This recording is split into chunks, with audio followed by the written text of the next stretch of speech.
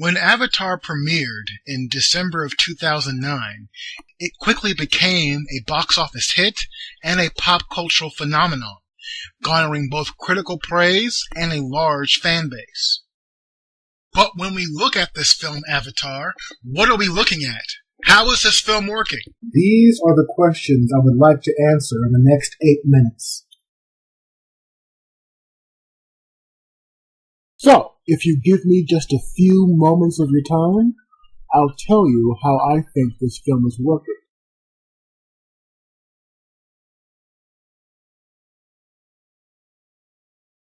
And we start with the opening of an eye. This is important because this film is about how we look at things. More specifically, I think Avatar is a movie about how we experience film. I think movies have the power to create an artificial reality, a kind of fantasy space where we can project our fears and our dreams. Avatar is about a man entering into a sort of dream space, one where his dreams become a reality. This is a 3D film, and in order to see things in 3D, each eye must see a slightly different picture. 3D glass has accomplished this by spacing the eyes apart so that each eye has its own slightly different view. The brain then puts these two pictures together to form one 3D image that has a depth to it. So the process of looking at things from a different perspective is not only what the film's story is about, it's exactly what the audience is doing while it's watching the film.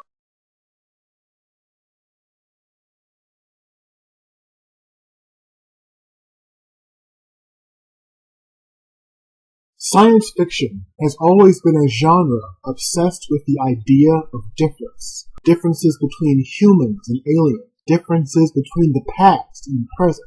In doing so, science fiction asks an important question. The question that it asks is, what is human? What is alien? What separates man from machine, and machine from nature, and so on? Science fiction stories are filled with characters who are hybrids. These characters are half human, half alien, or in some cases half human, half machine. Avatar is a film filled with various types of hybridity. In constructing the alien world, which is filled with alien hybrids, director James Cameron has raised some troubling racial imagery. The Na'vi are played by actors of color, actors like Wes Studi, Zoe Saldana, and the great actress CCH Pounder. The Na'vi ceremonies seem to be a hodgepodge of Afro-Caribbean dances and Native American harvest rituals. This only plays into a preconceived notion of non-white races as exotic. So the movie is communicating the alienness of the Na'vi through their similarity to non-white cultures. Again, this idea plays into a certain stereotype in movies that non-white races, African Americans, Native Americans, are somehow the keepers of truth, that their ethnicity imbues them with a certain power and mysterious knowledge, one that is often used to liberate and educate and enlighten the white protagonist, the white hero. This has led some critics of the film to derisively compare Avatar to movies like Dances with Wolves, The Last Samurai, and my personal favorite, Ferngully. These are all films in which a white hero rescues a community after he has adopted its culture. I think to look at the film purely in regards to race is a limited approach to examining the film, especially when we bring in the gender component. There are two worlds in Avatar, one human and one alien. The human world is the world of men and man-made things. It is a world ruled by giant megacorporations and whose authority is enforced by the military. In Avatar, we have this male character, Jake, who is merging with a female Earth spirit. So once again we have this theme of difference in the film, because the central conflict of Avatar is Jake being torn between these two worlds, torn between the human and the non-human, torn between the natural and the man-made, and somewhat torn between the male spirit and the female spirit. So Jake is not the macho, Rambo-like figure we usually associate with a Hollywood action film. He may begin like that, but the loss of his ability to walk has placed his manhood in question. He is reborn into the world of Avatar, and he starts out as an infant who must learn to walk again. He is nurtured by the film's strong female characters.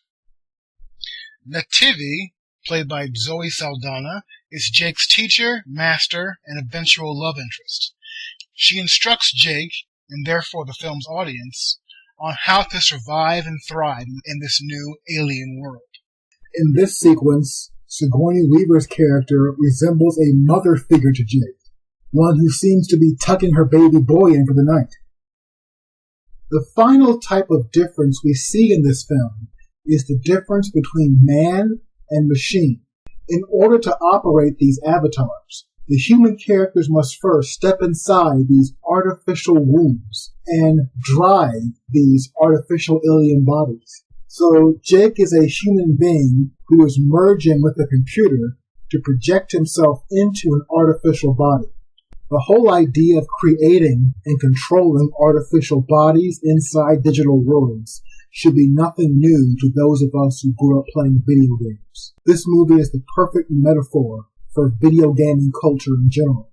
In a video game, you enter into an artificial world, and you must master control over your avatar within an artificial world. And like Jake, once you die, you can be reborn.